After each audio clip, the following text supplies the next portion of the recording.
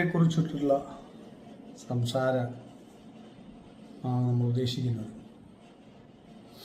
അതുകൊണ്ട് നമ്മൾ ഭഗവത്ഗീത അതിൻ്റെ കാര്യമാത്ര പ്രസക്തമായിട്ടുള്ള ഡിസ്കഷൻ. ഭഗവത്ഗീത നമുക്ക് ഒരു വളരെ വലിയൊരു ഫിലോസഫിക്കൽ സപ്പോർട്ടാണ് നമുക്ക് തരുന്നത്. ഒരു വ്യക്തി ജീവിതത്തിൽ വിജയിക്കണമെങ്കിൽ, ജീവിതത്തിൽ നല്ല രീതിയിലുള്ള ജീവിതത്തിലേക്ക് എത്തണമെങ്കിൽ അയാൾ നല്ലൊരു ഫിലോസഫിക്കൽ ക്യാരക്ടർ, ഒരു ഫിലോസഫിക്കൽ ബേസ് ഉണ്ടാവണം. അപ്പം അതിന് ഏറ്റവും കൂടുതൽ ഒരുപാട് ആളുകളെ സഹായിച്ച ഗ്രന്ഥം ഭഗവത്ഗീത. അതായത് ഓപ്പൺഹൈമറുടെ നമ്മൾ വായിച്ചിട്ടുണ്ട്, അത് നെഗറ്റീവ് ആണെങ്കിലും. പിന്നെ ഗാന്ധിജി, അബ്ദുൽ കലാം, വി ശ്രീധരൻ വരെയുള്ള മഹാത്മാഗാന്ധി ഒരുപാട് ആളുകളെ പ്രചോദിപ്പിച്ച് അവർക്ക് ഒരു ഭയങ്കരമായ ഫിലോസഫിക്കൽ ഹൈക്കുണ്ടാക്കി കൊടുത്ത ഒരു ഗ്രന്ഥമാണ് ഭഗവത്ഗീത. അത് ആധുനിക കാലത്തും പഴയ കാലത്തും ഏറ്റവും കൂടുതൽ പ്രസക്തി ഒരുപോലെ നിൽക്കുന്ന ഗ്രന്ഥമാണ്. അപ്പോൾ അതുകൊണ്ട് തന്നെ ഭഗവത്ഗീതയുടെ ആ ഒരു ഫിലോസഫിക്കൽ ഡെപ്ത് നമുക്ക് മനസ്സിലാക്കാൻ പറ്റിയാൽ സനാതന ധർമ്മത്തിൻ്റെ അടിസ്ഥാനപരമായ വേദങ്ങളുടെ ഉൾപ്പെടെ എല്ലാത്തിൻ്റെ രഹസ്യം നമുക്ക് മനസ്സിലാവും. ഇത് നമ്മൾ ആദ്യത്തെ ശ്ലോകം മുതൽ നമ്മൾ സംസാരിച്ചു കൊടുക്കും. ഇതിൻ്റെ ഇൻട്രൊഡക്ഷനും കാര്യങ്ങളൊക്കെ ഉണ്ട്, അതൊന്നും നമ്മൾ പറയുന്ന സമയം കളയുന്നില്ല. ഇതിൻ്റെ ഗീതയുടെ മഹാത്മ്യ വർണ്ണനയും കാര്യങ്ങളൊക്കെ ആദ്യം വരുന്നത്. ചോദിച്ചു. നമുക്ക് ഇമോഷണൽ സ്ട്രെസ്സിനെ കൺട്രോൾ ചെയ്യാം എന്നുള്ളത് അത് സ്വാഭാവികമായിട്ട് അതും കൂടി ചേർത്ത് കണക്ട് ചെയ്ത് എനിക്ക് പറഞ്ഞതാണ്. തീർച്ചയായിട്ടും ഇമോഷണൽ സ്ട്രെസ്സിനെ കൺട്രോൾ ചെയ്യാൻ വേണ്ടിയിട്ടാണ് ഗീത ഉണ്ടായത്. അർജുനൻ തളർന്നിരിക്കുന്ന ഡിപ്രഷൻ്റെ എല്ലാ ലക്ഷണങ്ങളുമാണ്. ഗാണ്ഡീവം കയ്യിൽ നിന്ന് വരച്ച് താഴെ വീഴുന്നു, തളർന്നിരിക്കുകയാണ്. എനിക്ക് വയ്യ, എനിക്ക് ഇവിടുന്ന് ഓടിപ്പോകണം, എനിക്ക് യുദ്ധം ചെയ്യാൻ വയ്യ എന്ന് തളർന്നിരിക്കുകയാണ്. അപ്പോഴാണ് ഭഗവാൻ അർജുനനോട് പറയുന്നു, വളരെ മോട്ടിവേറ്റ് ചെയ്യുന്നുണ്ട് പറയാമെന്ന്. അർജുന എന്നുവെച്ചാൽ പരന്തപ എന്നൊക്കെ വിശേഷിപ്പിച്ചിട്ടാണ് അർജുനനോട് സംസാരിക്കുന്നത്, മോട്ടിവേറ്റ് ചെയ്യുന്നുണ്ട്. അപ്പോൾ അതിലേക്ക് വരാം. അപ്പോൾ നമ്മൾ ആദ്യം തന്നെ ഈ യുദ്ധത്തിന് തയ്യാറായിട്ട് നിൽക്കുന്നു. എന്തിനാണ് യുദ്ധമുഖം തിരഞ്ഞെടുത്തത്? നമ്മളൊക്കെ ജീവിതത്തിൽ എപ്പോഴും ഒരു യുദ്ധത്തിലാണ്. ജീവിതത്തിലെ പല ഇമോഷൻസുമായിട്ടും പല സാഹചര്യങ്ങളുമായിട്ടും പല വ്യക്തികളുമായിട്ടും ചില അവസ്ഥകളുമായിട്ടും നമ്മൾ യുദ്ധത്തിലാണ്. അപ്പോൾ നമുക്ക് ആ യുദ്ധമുഖത്ത് നിന്ന് ഗീത ഉപദേശിക്കുന്നത് ആ യുദ്ധത്തിനകത്തിൽ എങ്ങനെ കയറി വരാമെന്ന് പഠിച്ചു കഴിഞ്ഞാൽ ജീവിതത്തിൽ എന്തിനേയും ഫേസ് ചെയ്യാനുള്ള കരുത്തുണ്ടാവും. അതുകൊണ്ടാണ് അർജുന വിഷാദ യോഗത്തിൽ നിന്ന് ആരംഭിക്കുന്നത്. ഒരു വിഷാദമുള്ള സ്ഥലത്ത് നിന്നാണ് ശരിക്കും ആത്മാന്വേഷണം ആരംഭിക്കുന്നത്. സുഖിച്ച് നിൽക്കുന്ന ഒരാൾക്ക് ഈശ്വരനെ അന്വേഷിക്കണമെന്ന് തോന്നുന്നില്ല, പ്രതിസന്ധികളുള്ള ഒരാൾ അന്വേഷിക്കണം. അതുകൊണ്ട് തന്നെയാണ് ഗീതയ്ക്ക് ഇത്ര ഇമ്പോർട്ടൻസ് വരുന്നത് മറ്റുള്ള ഗ്രന്ഥങ്ങളെക്കാൾ. ഏറ്റവും നല്ലൊരു സൈക്കോളജിക്കൽ ഗ്രന്ഥമാണ് ഗീത, ആദ്യത്തെ. അപ്പോൾ ആദ്യം തന്നെ ഈ അർജുന വിഷാദ യോഗത്തിൽ യുദ്ധമുഖത്ത് നിൽക്കുന്ന രണ്ട് ഭാഗത്തായിട്ട് നിൽക്കുന്ന കൗരവരും പാണ്ഡവരും അവരുടെ സൈന്യം. ആ സൈന്യത്തിൻ്റെ ഒരു ഭാഗത്ത് ധർമ്മക്ഷേത്രമായ കുരുക്ഷേത്രത്തിൽ അതിൻ്റെ ആദ്യത്തെ ശ്ലോകമാണ്, ധർമ്മക്ഷേത്രേ കുരുക്ഷേത്രേ സമവേദായുത്സുവ മാമകാ പാണ്ഡവാശൈവ കിമവർത്തവ സഞ്ജയ. കിമകർവത സഞ്ജയ എന്ന് ചോദിക്കുകയാണ്. ധൃതരാഷ്ട്രൻ ചോദിക്കുകയാണ് ആരോട്? സഞ്ജയനോട്. ധർമ്മക്ഷേത്രമായ കുരുക്ഷേത്രത്തിൽ ഒരുമിച്ച് ചേർന്നവരും യുദ്ധം ചെയ്യാൻ കൊതിക്കുന്നവരുമായ എൻ്റെ പുത്രന്മാരും പാണ്ഡവരും എന്ത് ചെയ്തു എന്ന് ചോദിക്കുകയാണ്. ആദ്യത്തെ ലൈവ് ടെലികാസ്റ്റാണ് ഇതെന്ന് പറയും അല്ലേ? എന്താ ധനഞ്ജയൻ അല്ലേ, എന്തുവാ സഞ്ജയൻ എന്ന് പറയുന്ന അദ്ദേഹമാണ് ധൃതരാഷ്ട്രർക്ക് ലൈവ് കമൻ്ററി പറഞ്ഞു കൊടുക്കുന്നത്. ധൃതരാഷ്ട്രർക്ക് കണ്ണ് കാണത്തില്ല. അപ്പോൾ അദ്ദേഹത്തിന് യോഗദൃഷ്ടി കിട്ടിയിട്ട് അദ്ദേഹം പറഞ്ഞു കൊടുത്തിട്ട് അങ്ങനെ അദ്ദേഹമാണ് പറഞ്ഞു കൊടുക്കുന്നത് അവിടെ എന്തൊക്കെ സംഭവിക്കുന്നു എന്ന് ചോദിക്കുകയാണ്. അപ്പോൾ സത്യത്തിൽ ഗീത ആർക്ക് ഉപദേശിക്കുന്നതാണ്? ഭഗവാൻ കൃഷ്ണൻ അർജുനനെ ഉപദേശിക്കുന്നതാണെങ്കിൽ നമ്മൾ കേൾക്കുന്നത് സഞ്ജയൻ്റെ ടി വി കൂടാണ്. സഞ്ജയൻ ധൃതരാഷ്ട്രർക്ക് പറഞ്ഞു കൊടുക്കുന്ന ആ ഒരു ഇതിൽ നിന്നാണ് നമുക്ക് കിട്ടുന്നതെന്നായിട്ടാണ് സങ്കല്പം. അപ്പോൾ ധൃതരാഷ്ട്രർ ചോദിക്കുകയാണ്, സഞ്ജയ, ധർമ്മക്ഷേത്രമായ കുരുക്ഷേത്രത്തിൽ ഒരുമിച്ച് ചേർന്നവരും യുദ്ധം ചെയ്യാൻ കൊതിക്കുന്നവരുമായ എൻ്റെ പുത്രന്മാരും പാണ്ഡവരും എന്തു ചെയ്തു എന്ന് ചോദിക്കാം. യുദ്ധം ചെയ്യാൻ യുദ്ധക്കൊതി പൂണ്ടിരിക്കുകയാണ്. മനുഷ്യനെപ്പോഴും അങ്ങനെയാണ്, എല്ലാത്തിനോടും യുദ്ധം ചെയ്യാൻ അനാവശ്യം. അവനൊരിക്കലും ഒന്നിനോടും സമർപ്പിതനല്ല. അവൻ വരുന്നതിനോടൊക്കെ യെസ് പറയുന്നില്ല. ജീവിതം വലിയൊരു യെസ് പറഞ്ഞാൽ ജീവിതത്തിൽ ഭയങ്കര ഹാപ്പിനെസ് ഉണ്ടാവും. വരുന്നതിനെ എല്ലാം അക്സെപ്റ്റ് ചെയ്യുന്ന ഒരു മൈൻഡ്. എനിക്കിതിപ്പോൾ ഇങ്ങനെ വേണ്ടതല്ല എന്ന് പറയുമ്പോൾ നമുക്ക് ആ ഒരു ബുദ്ധിമുട്ട് ജീവിതത്തിൽ, ആ ഒരു ബുദ്ധിമുട്ട് വലിയ നെഗറ്റീവായിട്ട് നമുക്ക് ബുദ്ധിമുട്ടായിട്ട് അത് ഫീൽ ചെയ്യും. പക്ഷേ എൻ്റെ കർമ്മഫലമെന്നോ ഞാനിത് അനുഭവിക്കേണ്ടതാണെന്നോ അതുകൊണ്ടാണല്ലോ ഈശ്വരൻ എന്നെ ഇവിടെ കൊണ്ട് എത്തിച്ചത് എന്ന് പറഞ്ഞാൽ നമുക്ക് നമ്മളൊരു വിദ്യാർത്ഥിയുടെ മനോഭാവത്തിലേക്ക് മാറുകയും ഇതിനെ എങ്ങനെ തരണം ചെയ്യാൻ പറ്റുമെന്ന്, ഇതിനെ പഠിക്കാതെ നമുക്ക് സാധിക്കും. ഒരു പ്രശ്നത്തെ പഠിക്കണമെങ്കിൽ അതിനെ ആദ്യം അഡ്രസ്സ് ചെയ്യണം. Yes, there is A problem, ഇവിടെ ഒരു പ്രശ്നമുണ്ട് എന്ന് നമ്മൾ അക്സെപ്റ്റ് ചെയ്യും. എന്നെങ്കിൽ മാത്രമേ നമുക്ക് ആ പ്രശ്നം എന്താണ് പഠിക്കുമ്പോൾ അതിനുള്ള പരിഹാരം തെളിഞ്ഞു വരും. അസമയം ആദ്യം തന്നെ എനിക്ക് വേണ്ട എനിക്കിത് വേണ്ടായിരിക്കുമോ, എനിക്ക് കിട്ടേണ്ടതല്ല, ഞാൻ എന്താ ഇങ്ങനെ സഹിക്കുന്നത് വരുന്നത് എന്ന് പറഞ്ഞുകൊണ്ടിരിക്കുന്ന ഒരാൾ അസ്വസ്ഥനായിരിക്കും. അയാൾക്കൊരിക്കലും ഓപ്പൺ മെൻറ്റാലിറ്റി ഉണ്ടായിരിക്കില്ല. അയാൾക്കൊരിക്കലും ഒരു പ്രശ്നത്തെ പഠിക്കാൻ സാധിക്കത്തുമില്ല. അതുകൊണ്ട് തന്നെ ഒരു പ്രശ്നത്തെ അഡ്രസ്സ് ചെയ്യാൻ പറ്റാത്തത് കൊണ്ടാണ് ആളുകൾക്ക് നെഗറ്റീവായിട്ട് എല്ലാ കാര്യങ്ങളും ഓപ്പോസിറ്റായിട്ടുള്ള ഒരു ചിന്താഗതി, യുദ്ധം ചെയ്യുന്ന ഒരു മാനസികാവസ്ഥ എപ്പോഴും ആളുകൾ കീപ്പ് ചെയ്യുന്നത്. അപ്പോൾ യുദ്ധം ചെയ്യാൻ കൊതിക്കുന്നവരായിട്ടുള്ള എൻ്റെ പുത്രന്മാരും പാണ്ഡവരും എന്തു ചെയ്തു എന്ന് ചോദിക്കുകയാണ് ആദ്യം തന്നെ. അപ്പോൾ സഞ്ജയൻ പറഞ്ഞു, അണിനിരന്ന പാണ്ഡവ സൈന്യത്തെ കണ്ടിട്ട് രാജാവായ ദുര്യോധനൻ ദ്രോണാചാര്യരെ സമീപിച്ചുകൊണ്ട് പറഞ്ഞു, ഹേ ആചാര്യ. അതായത് സഞ്ജയൻ എന്താ പറയുന്നത്? അണിനിരന്ന പാണ്ഡവ സൈന്യത്തെ കണ്ടിട്ട് രാജാവായ ദുര്യോധനൻ ദ്രോണാചാര്യരെ സമീപിച്ചുകൊണ്ട് പറയാണ്, ഹേ ആചാര്യ, അങ്ങയുടെ ശിഷ്യനും ബുദ്ധിമാനുമായ ദ്രുപദപുത്രനാൽ അണിനിരത്തപ്പെട്ട പാണ്ഡവന്മാരുടെ ഈ വലിയ സൈന്യത്തെ ദർശിച്ചാലും, അല്ലേ, അങ്ങയുടെ ശിഷ്യനും ബുദ്ധിമാനുമായ ദ്രുപദപുത്രനായി അണിനിരത്തപ്പെട്ട പാണ്ഡവന്മാരുടെ ഈ വലിയ സൈന്യത്തെ ദർശിച്ചാലും, പാണ്ഡവരുടെ ഈ സൈന്യത്തെ ദർശിക്കാൻ പറയാണ്. വലിയ സൈന്യമാണ്, മനസ്സിലാവുന്നുണ്ടോ?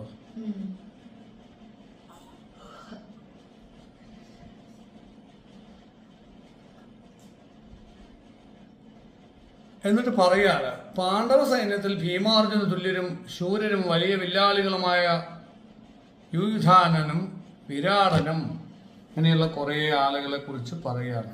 എന്താ, മഹാരഥനമായ ദ്രുപദനും ഒരുപാട് പേരുടെ പേര്, വീര്യവാനായ കാശി രാജാവും അവരുണ്ട് ഇവരുണ്ട്, ഇങ്ങനെയുള്ള ആളുകളൊക്കെ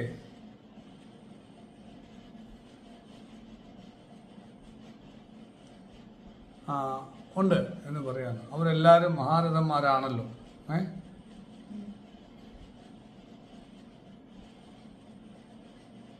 എന്താണ്, ശൈബനും വിക്രമായുധൻ, വീര്യവാനായ ഉത്തമദേശം, സുഭദ്ര തന്നെ അഭിമന്യുവും ദ്രൗപദി പുത്രന്മാരും ഉണ്ട്. അവരെല്ലാവരും തന്നെ മഹാരഥന്മാരാണല്ലോ.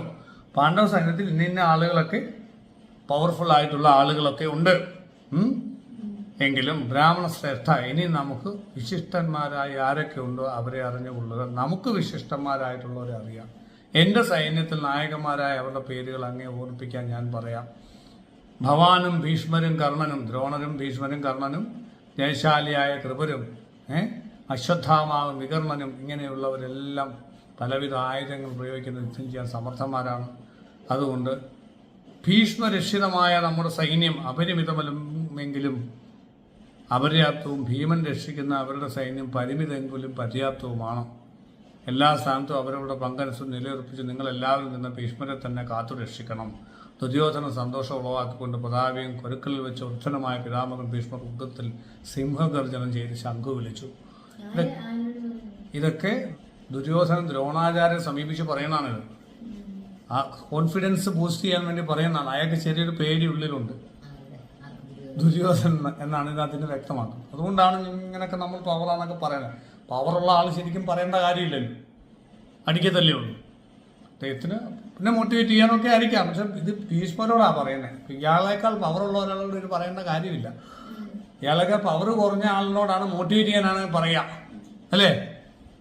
ഇയാളുടെ താഴെയുള്ള ദുശാസനോട് പറയാണ്, എന്താ ഇത്രയും ആൾക്കാരൊക്കെ നമുക്കൊന്നും നീ പേടിക്കണ്ട എന്ന് പറയണോ? ഓക്കെ, ഇത് ഭീഷ്മരുടെ ഇടയ്ക്ക് ചെന്നിട്ട് അണ്ണാ നമുക്ക് ഇതുപോലൊക്കെ ആൾക്കാരുണ്ട്, അതുകൊണ്ട് നമുക്ക് പേടിക്കണ്ട എന്ന് പറയുന്നുണ്ടെങ്കിൽ ചെറിയൊരു ഭയം ഉണ്ട് എന്നാണ് അതിനകത്ത് ഇത് മനസ്സിലാവുന്നത്. എങ്കിലും അവർ സ്ട്രോങ് ആയിട്ട് നിൽക്കുകയാണ്. അപ്പം ദുര്യോധന സന്തോഷം വരുമാറ് പിതാമഹൻ ഭീഷ്മർ അദ്ദേഹത്തിന്റെ ശംഖം വിളിച്ചു. അനന്തരം ശംഖുകളും പെരുമ്പറകളും പലതരം വാദ്യങ്ങളും പെട്ടെന്ന് തന്നെ മുഴക്കപ്പെട്ടു. ആ ശബ്ദം ദിക്കങ്ങ് നിറഞ്ഞു. പറഞ്ഞുള്ള സാധനങ്ങൾ പെരുമ്പറകളൊക്കെ മുഴങ്ങി. അങ്ങനെ യുദ്ധത്തിന് തയ്യാറായി അത് അങ്ങോട്ടും ഇങ്ങോട്ടും അറിയിച്ചു. അതിനുശേഷം വെളുത്ത കുതിരയെ പൂട്ടിയ വലിയ തേരിൽ ഇരുന്നുകൊണ്ട് ശ്രീകൃഷ്ണനും അർജുനൻ ദിവ്യ ശംഖങ്ങൾ മുഴക്കി. കൃഷ്ണൻ പാഞ്ചജന്യവും അർജുനൻ ദേവദത്തം എന്ന ശംഖും മുഴക്കി. ഉഗ്ര കർമ്മങ്ങൾ ചെയ്യുന്നവരായ ഭീമസേനൻ പൗണ്ഡ്രകം എന്ന മഹാശംഖവും മുഴക്കി. അപ്പോൾ ഇങ്ങനെ ഓരോ ഇതൊക്കെ പറയാം, ഓരോരുത്തരും മുഴക്കിയ കാര്യങ്ങൾ, ശബ്ദം ഉണ്ടാക്കിയ കാര്യങ്ങൾ, അതൊക്കെ പറയാം. കാശിരാജാവും ഇവരുടെ എല്ലാം കാര്യങ്ങൾ പറഞ്ഞ് അഭിമന്യും അവിടെ നിന്ന് പ്രത്യേകം ശംഖുകൾ മുഴക്കി, ശബ്ദ കോലാഹലം അങ്ങനെ ഉണ്ടായി. അത് കഴിഞ്ഞ് അർജുനൻ കൃഷ്ണനോട് ഇങ്ങനെ പറഞ്ഞു. പിന്നീട് ആയുധപ്രയോഗം തുടങ്ങിയപ്പോൾ ശരിക്കുറച്ചു നിൽക്കുന്ന ധൃതരാഷ്ട്രപുത്രന്മാരെ കണ്ട് വില്ലുയർത്തിപ്പറിച്ച് അർജുനൻ ശ്രീകൃഷ്ണനോട് ഇങ്ങനെ പറഞ്ഞു. അർജുനൻ പറഞ്ഞു, അച്യുതാ, രണ്ട് സേനയ്ക്ക് നടുവിൽ എൻ്റെ തേർ നിർത്തുക. പോരാടാൻ കൊതിച്ചു നിൽക്കുന്ന ഇവരെ ഞാൻ ഒന്ന് കണ്ടുകൊള്ളട്ടെ.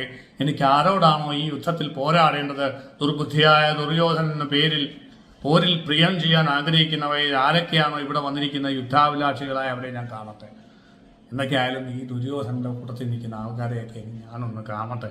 എനിക്ക് കുറച്ചങ്ങോട്ട് നീക്കി നിർത്തി ഞാൻ കുറച്ചൊന്ന് കാണട്ടെ എന്ന് പറയാണ് അർജുനൻ കൃഷ്ണനോട് പറയാണ്.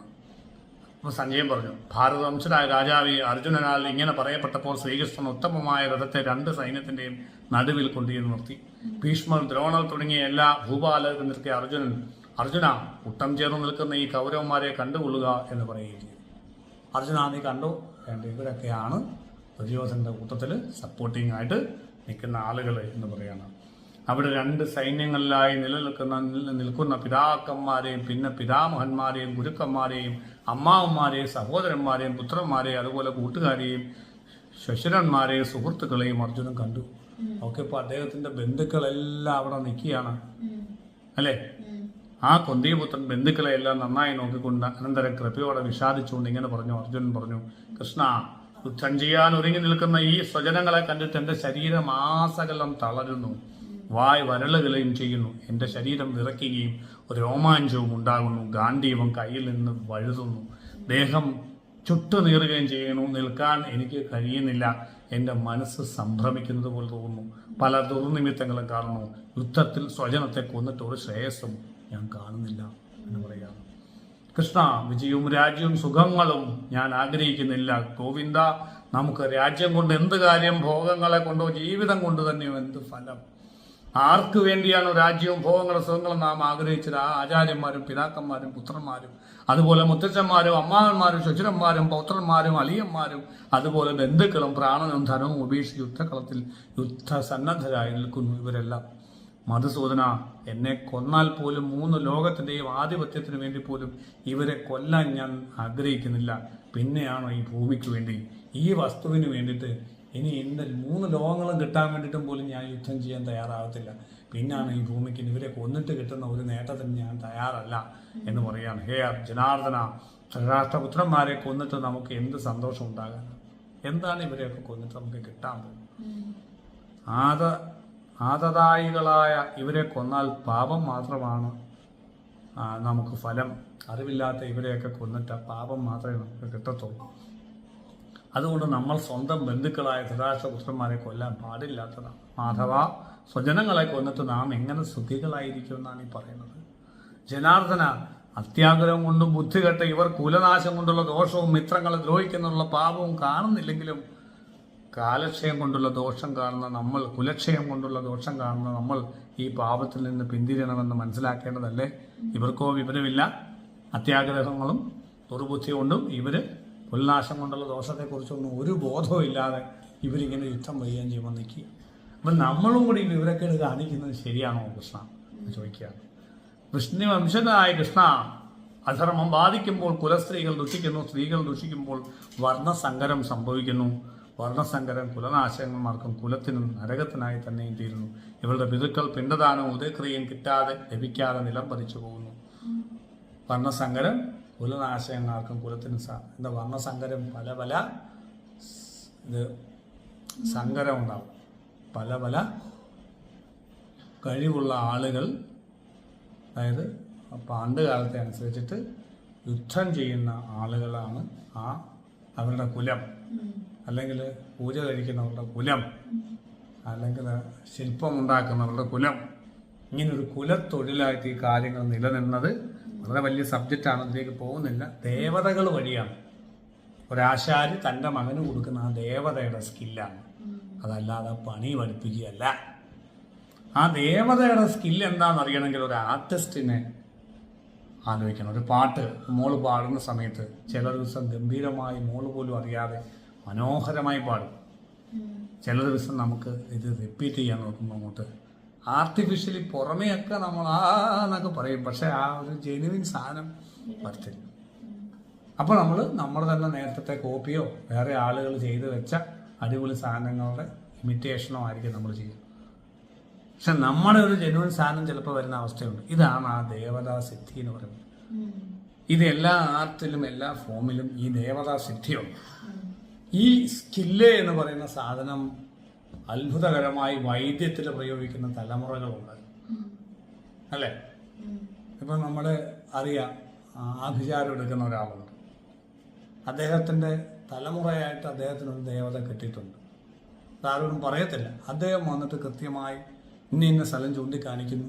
അവിടെ ഒരു തൂമ്പ എടുത്ത് വെട്ടിക്കഴിയുമ്പോഴത്തേക്കും അവിടുന്ന് ഈ കൃത്യമായി പൊങ്ങി വരുന്ന സാധനം എടുത്ത് വെള്ളത്തിനകത്ത് എടുത്ത് കഴിയുമ്പോൾ ആഭിചാരത്തിൻ്റെ വർഷങ്ങളായിട്ട് ഇത്തിരി അല്ലെങ്കിൽ കുറേ നാളുകളായിട്ട് കുഴിച്ചിട്ടിരിക്കുന്ന ആഭിചാരത്തിൻ്റെ ഏലസും തകിടും പൂടും ഒക്കെ കിട്ടുന്നു, അല്ലേ? അത് എത്ര സ്ഥലത്ത് നമ്മൾ തന്നെ പറഞ്ഞു വിട്ടിട്ട് അങ്ങനെ എടുത്തിട്ടുണ്ട്. അപ്പോൾ അദ്ദേഹത്തിൻ്റെ അച്ഛനിൽ നിന്ന് കിട്ടിയതാണ് അദ്ദേഹം എന്നാണ് ഞാൻ ചോദിച്ചപ്പോൾ പറഞ്ഞത്. അത് രഹസ്യമാണ്. ആ ദേവതാ സിദ്ധിയാണ്. ചെവിയിൽ വന്ന് പറഞ്ഞു കൊടുക്കും ഇന്ന സ്ഥലം. മനസ്സിലാവുന്നു? അതൊരു അത്ഭുതമല്ലേ? അപ്പോൾ അതുപോലെ അത്ഭുതങ്ങൾ സൃഷ്ടിച്ച ഒരുപാട് ആളുകൾ നമ്മുടെ നാട്ടിലുണ്ട്. അജന്ത ക്ഷേത്രം പോലെ ഒന്നും നമുക്ക് പണിയാൻ പറ്റത്തില്ല. 20 ലക്ഷം ടൺ പാറ വെറും 4 ലക്ഷം ടൺ പാറ വെറും 20 വർഷം കൊണ്ടും കൊത്തി മാറിയിരിക്കുകയാണ്. അപ്പോൾ ഇന്നൊന്നും അങ്ങനത്തെ ടെക്നോളജി ഇല്ല, ഇന്നൊന്നും അറിയത്തില്ല. അതൊക്കെ ദേവതാ സിദ്ധികളാണ്. അതുപോലെ പാരമ്പര്യമായി സിദ്ധികള് ദേവതകളെ കൈമറിഞ്ഞത് കൊണ്ടാണ് പല കുലസമ്പ്രദായങ്ങളും നിലനിന്നിരുന്നത്. ഇന്നതെല്ലാം മാറി. അപ്പം അന്ന് ഈ വർണ്ണസങ്കരം വരുമ്പോൾ എന്ത് പറ്റും? ഇങ്ങനെയുള്ള ദേവതാ സിദ്ധികളൊക്കെ നഷ്ടപ്പെട്ടു പോകും. ഇപ്പം ആയുർവേദം അതിലും ഇങ്ങനെ സിദ്ധിയുള്ള ആളുകളുണ്ട്. അവരുടെ പാരമ്പര്യമായിട്ട് ആ ദേവതയെ കാത്തു സൂക്ഷിക്കും. അത് വെച്ചിട്ട് അവർ ഒരുപാട് ഇന്ന് ഓട്ടോഇമ്യൂൺ ഡിസീസ് എന്ന് വിളിക്കുന്ന ട്രീറ്റ്മെന്റ് ഇല്ലാത്ത ഒരുപാട് പ്രശ്നങ്ങളുണ്ട്. സത്യത്തിൽ അതിന് ട്രീറ്റ്മെന്റ് അറിയത്തില്ല. പണ്ട് ഈ അസുഖങ്ങളൊക്കെ ഉണ്ടായിരുന്നു, പക്ഷെ ആ അസുഖങ്ങളൊക്കെ സിമ്പിളായിട്ട് ട്രീറ്റ് ചെയ്തിരുന്നു. ഇന്ന് വേറെ ചില അസുഖങ്ങൾക്ക് നമുക്ക് മോഡേൺ മെഡിസിൻ മരുന്ന് കണ്ടുപിടിച്ചിട്ടുണ്ട്. തീർച്ചയായിട്ടും അത് നല്ലതാണ്, അപ്രീഷിയേറ്റ് ചെയ്യേണ്ടതാണ്. പക്ഷെ ചില അസുഖങ്ങൾക്കൊന്നും ഇല്ല. പക്ഷെ പണ്ട് അസുഖങ്ങൾ കേട്ടുകേൾവി ഇല്ലാത്ത അല്ലെങ്കിൽ അതങ്ങനെ കറക്റ്റ് ചെയ്തുകൊണ്ടിരുന്ന ഈ ദേവതകൾ വഴി. അപ്പം അതൊക്കെ നഷ്ടപ്പെട്ടു പോയിട്ടുണ്ട്. ചരകത്തില് ഉള്ള ഇതൊക്കെ ആയുർവേദ ഡോക്ടർമാരെ പഠിപ്പിക്കുന്നത് മാറ്റി അന്ധവിശ്വാസം. ഇല പറിക്കുമ്പം ജപിക്കേണ്ട മന്ത്രം, അരയ്ക്കുമ്പോൾ ജപിക്കേണ്ട മന്ത്രം, കൊടുക്കുമ്പോൾ ജപിക്കേണ്ട മന്ത്രം, ഈ മന്ത്രം എല്ലാം കട്ട് ചെയ്തു. അപ്പോൾ അതിൻ്റെ ജീവനും പോയി. ആ ദേവത നഷ്ടപ്പെട്ടു അതിനകത്ത്. അപ്പോൾ എന്ന് പറയുന്ന കുടുംബ ദേവതകൾ നഷ്ടപ്പെട്ടു. ഞാൻ പറഞ്ഞു വന്ന പോയിന്റ് ഇതാണ്. ആ ഓരോ പാരമ്പര്യത്തിലുണ്ടായിരുന്ന വർണ്ണങ്ങൾ, അത് വർണ്ണസങ്കരം വരുമ്പോൾ ഈ പ്രശ്നങ്ങൾ വരുമെന്ന് മുൻകൂട്ടി കണ്ടിട്ടാണ് അതൊരു വലിയ പ്രശ്നമായിട്ട് പണ്ടുള്ളത് പറഞ്ഞിരുന്നത്. ജാതി വ്യവസ്ഥയും തൊട്ടുകൂടായ്മയെ കുറിച്ചല്ല ഞാനീ പറയുന്നത്. അത് ഇതിൻ്റെ ഒരു അധപ്പതന ഭാഗമാണ്. ഞാൻ അതിലേക്ക് കടക്കുന്നില്ല, അതല്ല ഞാൻ ഉദ്ദേശിക്കുന്നത്. അത് ശരിയല്ല താനും. പക്ഷേ അത് അങ്ങനെ വഴിതെറ്റി വന്നാണ്. പക്ഷെ വഴിതെറ്റാതെ അത് മെയിൻറ്റെയിൻ ചെയ്തിട്ടുണ്ടെങ്കിൽ നല്ലതായിരുന്നു. ആ കുടുംബത്തിൻ്റെ ആ ദേവത കൊണ്ട് എത്ര പേർക്ക് പ്രയോജനം കിട്ടും? ശരിയല്ലേ? അപ്പം അങ്ങനെ ഒരുപാട് കാര്യങ്ങളുണ്ട്. അപ്പം ശരിക്കും അതാണ് ഇവിടെ വർണ്ണസങ്കരം കുലനാശത്തിന് കാരണമാകുന്നു, കുലത്തിനും നരകത്തിനായി തീരുന്നു. മനസ്സിലാവുന്നുണ്ടോ? ഇവരുടെ പിതൃക്കൾ പിണ്ടദാനം ഉദയക്രിയം ലഭിക്കാതെ പിതം പതിച്ചു പോകുന്നു. പിതൃക്കളുടെ കർമ്മങ്ങളൊക്കെ ചെയ്യണമെന്ന് പറയുന്നത് എന്താ? ഈ പിതൃക്കളുടെ ശരീരത്തിൽ വന്ന് പ്രേത വിഷയങ്ങൾ സംസാരിക്കുന്ന വീഡിയോസ് ഞാൻ ഇട്ടിട്ടുണ്ട് യൂട്യൂബിൽ ഫേസ് മറിച്ചിട്ട്. ഈ പിതൃക്കള് പ്രേത വിഷയങ്ങൾ വരുമ്പോൾ പറയാറുണ്ട്, എൻ്റെ പിതൃകർമ്മങ്ങളൊന്നും ചെയ്തിട്ടില്ല, എന്നെ ഇന്ന ചേലാവറ്റത്ത് കൊടുത്താൽ മതി, അല്ലെ ഇന്ന എൻ്റെ കർമ്മങ്ങൾ ചെയ്യാത്ത എന്താ എന്നൊക്കെ ചോദിക്കും. അപ്പോൾ അവർക്ക് അതൊരു വലിയ പ്രധാനപ്പെട്ട സംഗതിയാണ്. അപ്പം അതൊന്നും വേണ്ട വിധം ചെയ്യാതെ ഒരു അവസ്ഥയിലേക്ക് പോകുന്നു എന്നൊക്കെയുള്ള ഭയപ്പാടാണ് ഈ പറയുന്നത്. മനസ്സിലാവുന്നുണ്ടോ? ഒരു ഒരു ഒരു വ്യവസ്ഥയില്ലാത്ത രീതിയിലായി പോവും, ഈ ആചാരങ്ങളൊക്കെ നഷ്ടപ്പെടും എന്നുള്ള ഭയമാണ് പറയുന്നത്. അത് വന്നാൽ ഉത്തരവാദിത്വവും ബോധവും ഇല്ലാതെ കുട്ടികൾ അഹങ്കരിച്ച് നടന്ന് നാമജപവും ഇല്ലാതെ വന്ന് ഈ ബാധകളൊക്കെ കൂടെ പിടിച്ച് പ്രശ്നമാവുമോ എന്ന് ഭയക്കുന്നുണ്ട്. ഇതാണ് ഇൻഡയറക്റ്റ്ലി ഇവിടെ പറയുന്നത്. അതുപോലെ അന്ന് ഇന്ന് വന്നിട്ടുമുണ്ട്, ഒരുപാട് സ്ഥലങ്ങളിൽ വലിയ പ്രശ്നങ്ങൾ ഫേസ് ചെയ്യുന്നുണ്ട് ഇതിൻ്റെതായ ഈ ബാധകൾ പിടിച്ചിട്ടേ. കുലഘാതകന്മാരുടെ ഭരണസങ്കരമുള്ള ദോഷങ്ങൾ ശാശ്വതങ്ങളായ ജാതിധർമ്മം കുലധർമ്മം നശിച്ചു പോകുന്നു. ജനാർദ്ദന, കുലധർമ്മം ക്ഷയിച്ചു പോയ മനുഷ്യരുടെ വാസം ഇന്ന് നരകത്തിലാണ് എന്ന് നാം കേട്ടിട്ടുണ്ടല്ലോ.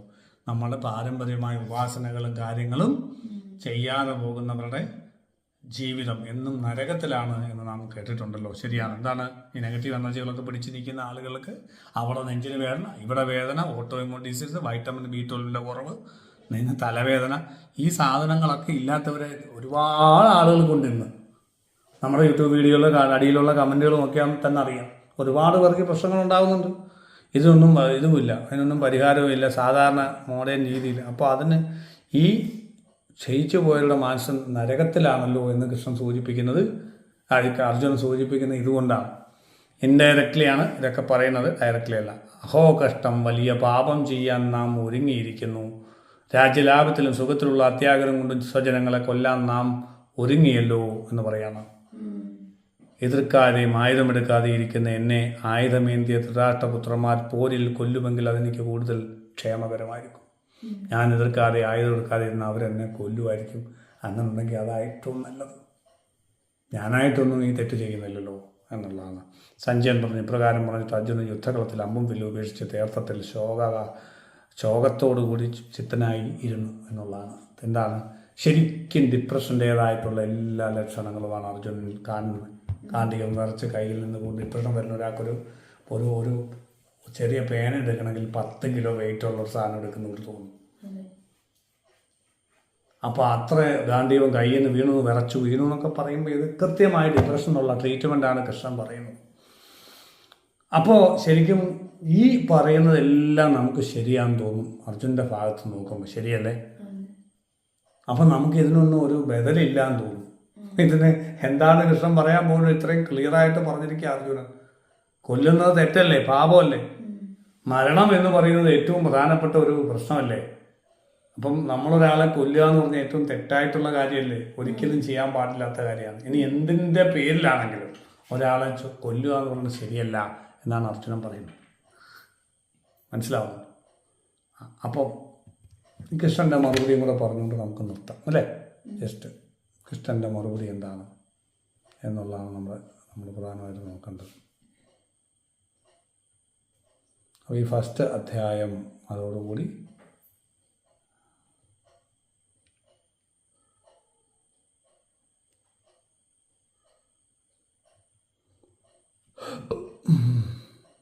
രണ്ടാമത്തെ സാഖ്യയോഗം. അഥ ദ്വിതീയോധ്യായ സാഖ്യയോഗ തം തഥാ കൃപയാ വിഷ്ടമശ്വ പൂർണ്ണ. അതായത് ആദ്യത്തെ ശ്ലോകം. ഞാൻ ഈ ശ്ലോകങ്ങൾ വായിച്ച് സമയം കളയുന്നില്ല, നിങ്ങൾ വായിച്ചോളൂ. ഇതിൻ്റെ അർത്ഥം മാത്രം നമ്മൾ പറഞ്ഞു പോവാം. സഞ്ജയൻ പറഞ്ഞു, അങ്ങനെ മനസ്സലിഞ്ഞവനും കണ്ണീർ നിറഞ്ഞ കണ്ണുകളോട് കൂടിയവനും ദുഃഖിക്കുന്നവനുമായ അർജുനോട് ശ്രീകൃഷ്ണൻ ഇപ്രകാരം പറഞ്ഞു തുടങ്ങാം. ട്രൂ ലീഡറെ നമുക്കിവിടെ കാണാം. ഒരു ലീഡർ എങ്ങനെ ആയിരിക്കണം? Leader should be A motivator, mentor എന്നൊക്കെ പറയും അല്ലേ? ശ്രീ ഭഗവാൻ പറഞ്ഞു, അർജുന, വിഷമഘട്ടത്തിൽ ആര്യന്മാർക്ക് ചേരാത്തതും സ്വർഗം നൽകാത്തതും അകീർത്തി ഉളവാക്കുന്നതുമായ ഈ ബുദ്ധിഭ്രമം നിനക്ക് എവിടെ നിന്നുണ്ടായി? എന്താണ് നീ ഈ ഒരു ഘട്ടത്തിൽ നീ ഇങ്ങനെയാണോ ചിന്തിക്കുന്നത്? നീ എന്തൊക്കെ ഈ പറയുന്നത്? നീ ഒന്ന് ആലോചിച്ച് നോക്കി എന്ന് പറയത്തില്ലേ? എന്ന് പറഞ്ഞോട്ട് പറയാം, അർജുന, വിഷമഘട്ടത്തിൽ ഒരു പ്രശ്നം വരുമ്പോൾ ആര്യന്മാർ എന്ന് പറഞ്ഞാൽ ശ്രേഷ്ഠന്മാർ ആയിട്ടുള്ള ആളുകൾക്ക് ചേരാത്തതും സ്വർഗം നൽകാത്തതും അകീർത്തി ഉളവാക്കുന്നതുമായി ഈ ബുദ്ധിഭ്രമം നിനക്ക് എവിടെ നിന്നുണ്ടായി? ഇങ്ങനെയാണോ നീ ഇപ്പോൾ ചിന്തിക്കുന്നത്? നിനക്ക് ചേരുന്ന വാക്കുകളാണോ ഇത്? ആണോ? അല്ല, പാർത്ഥ, പൗരുഷമില്ലായ്മ നിനക്ക് വന്നുകൂടാ. ഇത് നിനക്ക് ചേരില്ല ശത്രുനാശക. നികൃഷ്ടമായ ഹൃദയ ദൗർബല്യം കൈവിട്ട് നീ എഴുന്നേൽക്കൂ. അല്ലേ?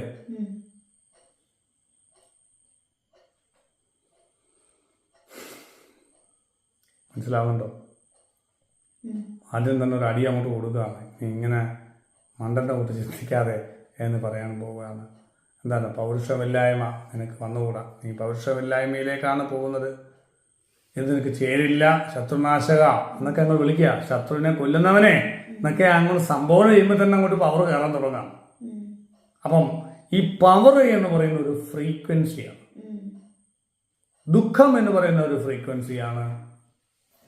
സന്തോഷം എന്നുള്ളൊരു ഫ്രീക്വൻസിയാണ്. നമ്മുടെ ബ്രെയിൻ ന്യൂറോ കെമിക്കൽസിന്റെ കോമ്പിനേഷൻസ് ആണ് ഈ ഫ്രീക്വൻസിയെ നിശ്ചയിക്കുന്നത്.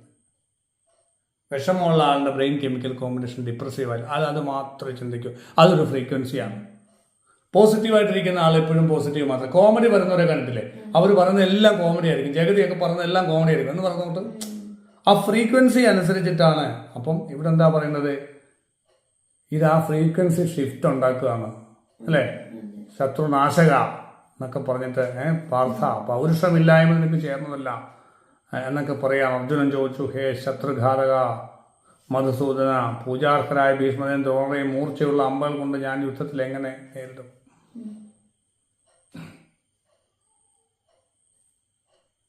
എന്ന് ചോദിക്കാം. അപ്പൊ ഇത്രയും കൃഷ്ണൻ വിളിക്കുന്നതോടുകൂടി തന്നെ നമ്മളെ എങ്ങനെ ഒരു പ്രശ്നത്തെ സമീപിക്കണം എന്നുള്ളതാണ് പറയുന്നത്. ആദ്യം തന്നെ നമ്മൾ കുറെ ഡേറ്റ, ബി പോസിറ്റീവ് എന്നുള്ള ഡേറ്റ കിട്ടുമല്ല വേണ്ടത്. നമ്മുടെ ഫ്രീക്വൻസി, നമുക്കൊരു പ്രശ്നത്തിൽ നിന്ന് മറികടക്കണമെങ്കിൽ ആദ്യം തന്നെ നമ്മുടെ ഫ്രീക്വൻസി ഷിഫ്റ്റ് ചെയ്യണം. നമുക്കൊരു പ്രശ്നം ഉണ്ടെന്നിരിക്കട്ടെ, ഒരു ടെൻഷൻ ഉണ്ടാക്കുന്ന പ്രശ്നം ഉണ്ടാക്കൽ ഡയറക്റ്റ്ലി നമ്മൾ ആ പ്രശ്നത്തെ ബി പോസിറ്റീവ് എന്ന് പറഞ്ഞ് തുടങ്ങുകയല്ല ചെയ്യേണ്ടത്. നമ്മൾ ആ പ്രശ്നത്തിൽ ഉണ്ടാക്കുന്ന 5 സെൻസിൽ നമ്മുടെ ഉള്ളിലേക്ക് വന്നുകൊണ്ടിരിക്കുന്ന ഫ്രീക്വൻസി ടോട്ടൽ മാറ്റണം. എങ്ങനെ? നിങ്ങളുടെ അഭിപ്രായം പറ. എങ്ങനെ?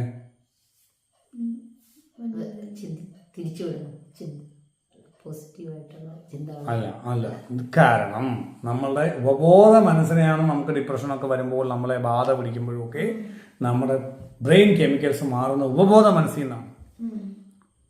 അപ്പൊ നമുക്കൊരു പ്രശ്നം ഭയങ്കരമായിട്ടുണ്ടെങ്കിൽ നമുക്ക് പോസിറ്റീവ് എനർജി കിട്ടുന്ന ഏതെങ്കിലും ഒരു സോഴ്സ് ഇമ്മീഡിയറ്റ് ആയിട്ട് കണ്ടുപിടിക്കണം. അതായത് പോസിറ്റീവ് എനർജി ഉള്ള ഒരു സോഴ്സ് ഏതാ? ചുമ്മാ ഒരു എന്തെങ്കിലുമൊക്കെ സോഴ്സ് പറഞ്ഞാൽ 5 സെൻസിൽ നിന്നുള്ള സോഴ്സ്. ഇന്ദ്രിയങ്ങളിലൂടെയാണ് ഈ ഫ്രീക്വൻസി ഷിഫ്റ്റ് വരുന്നത്. മനസ്സിലാവുന്നുണ്ടോ? ഇപ്പം നിങ്ങൾ നല്ലൊരു ഹാപ്പി ആയിട്ടിരിക്കുക, അപ്പോൾ അവിടെ നല്ല സുഗന്ധമൊക്കെ ഉള്ളത് ഒരു മലത്തിൻ്റെ ഒരു മണം വന്നാൽ നമ്മുടെ ഫ്രീക്വൻസി ഷിഫ്റ്റ് ആവില്ലേ? ശരിയാണോ? ഇപ്പം എന്ന് പറയുന്ന പോലെ നല്ല ഒരു ഫ്രീക്വൻസി ഷിഫ്റ്റ് ഉണ്ടാക്കണം. നല്ല പാട്ട് വെച്ചാൽ അപ്പം തന്നെ നമ്മുടെ ഫ്രീക്വൻസി ചില പാട്ട് എനർജി കൊടുക്കും. അതുപോലെ തന്നെ നല്ല സ്മെല്ല്, ഒരു സെൻ്റ് എടുത്ത് ഇങ്ങനെ അങ്ങ് മണപ്പിക്കണം. അപ്പോൾ നമ്മുടെ ഫ്രീക്വൻസി ഷിഫ്റ്റ് ആവാം. ഏറ്റവും നല്ലത് നമുക്ക് ഏറ്റവും മോട്ടിവേഷൻ കിട്ടാൻ സാധ്യതയുള്ള ഒരാളോട് സംസാരിക്കാനുള്ള. ആ ആളിനോട് പോയി സംസാരിച്ച് കഴിയുമ്പോൾ തന്നെ നമ്മളങ്ങ് ചാർജാവും. ഇത്രയേ ഉള്ളതായിരിക്കുന്നത്. കൃഷ്ണൻ അവിടെ അങ്ങനെയാണ് വർക്ക് ചെയ്യുന്നത്. ആ കൃഷ്ണന്റെ ആ ഫ്രീക്വൻസി, അവിടെ ഫ്രീക്വൻസിയിലേക്ക് അർജുനെ പിടിച്ച് കയറ്റുവാണ്. ശത്രുനാശക, പൗരുഷമില്ലായ്മ ചേർന്നതല്ല നിനക്ക്. നീ ഇങ്ങനെയാണോ ചിന്തിക്കണ്ടേ? അർജുന്റെ വീക്ക് പോയിന്റ് കയറി പിടിക്കുക. അർജുനൻ ക്ഷത്രിയനാണ്. അർജുന്റെ ക്യാരക്ടറിൽ എന്തുണ്ട്? ഒരു വീരനാണ്. അപ്പൊ വീരനെ എന്ത് പറഞ്ഞ് വിളിച്ചാലാണ്? ഇൻസൾട്ട് ചെയ്താലല്ലേ? നീ പൗരുഷമില്ലാത്തവനാണെന്ന് പറയുമ്പോഴത്തേക്കും എളുപ്പം ഇയാളുടെ ഫ്രീക്വൻസി ഷിഫ്റ്റ് ആവും. എന്താണ്? അയാൾ ചലഞ്ച് ചെയ്യുകയാണ്. ചലഞ്ച് ചെയ്യുമ്പോഴാണ് ഒരു വീരനെ ആക്റ്റീവ് ആകുന്നത്, അല്ലേ? അപ്പോൾ അങ്ങനെ ഓരോരുത്തരും നമ്മളെ ചലഞ്ച് ചെയ്യുന്ന ഒരു രീതിയിലേക്ക് നമ്മുടെ യഥാർത്ഥ കഴിവുകളെ ഉണർത്താൻ പറ്റുന്ന ആളുകളോട് സംസാരിക്കാം. നമ്മളെക്കുറിച്ച് അറിയാവുന്ന ആളുകളോട് സംസാരിക്കാം. ഇത് സിനിമകളിലൊക്കെ കണ്ടിട്ടുണ്ട്, അല്ലേ? ഒരു അഹോൾഡായ ഒരു എന്ന് പറയുന്ന സിനിമയിൽ മഞ്ജു വാര്യർക്കുടെ ട്രാൻസ്ഫോർമേഷൻ വരുന്ന എവിടുന്നാ പറയുമോ? ഫ്രണ്ട് വന്ന് കോളേജിൽ വന്നിട്ട് അനുപമ കൃഷ്ണൻ എന്തുവാ കോളേജിൽ പണ്ട് സമരത്തിന് നേതൃത്വം നൽകിയ ആള്. പിന്നെ അതുപോലെ ഒന്ന് രണ്ട് എക്സാമ്പിൾ പറഞ്ഞു. ലൈബ്രറി കൊണ്ടുവന്ന കഥയൊക്കെ പറയുന്നു. അതുപോലെ ട്രാൻസ്ഫോർമേഷനുള്ള ഏതെങ്കിലും സിനിമയിലെ ഒന്ന് രണ്ട് സംഭവം പറഞ്ഞ് അത് കേട്ട് കഴിയുമ്പോഴത്തേക്കും ചാർജായ ഒന്ന് രണ്ട് എക്സാമ്പിൾ പറയാൻ പറ്റുമോ ഏതെങ്കിലും സിനിമയിൽ, ഹിറ്റ് സിനിമകളിൽ?